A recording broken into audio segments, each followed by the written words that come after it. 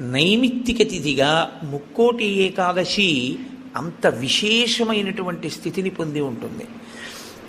ముక్కోటి ఏకాదశి నాడు ఏం జరిగితే ఈశ్వరుడు ఈ స్థితిని ఇచ్చాడు?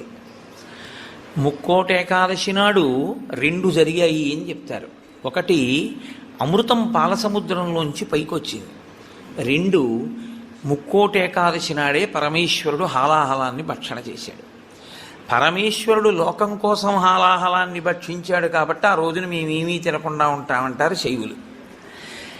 అమృతాన్ని లోకం కోసం ఉత్పాదించి మహాకూర్మంగా పాలసముద్రంలో పడుకుని తన వీపు అంత ఉరుసుకుపోతున్నా దేవతలకు అమృతోత్పాదనం చేసి వాళ్ళని కాపాడి రాక్షసుల్ని మోహిని రూపంలో నిగ్రహించాడు కాబట్టి విష్ణు స్వరూపం కోసం మేము ఉపవాసం ఉంటున్నామంటారు వైష్ణవులు.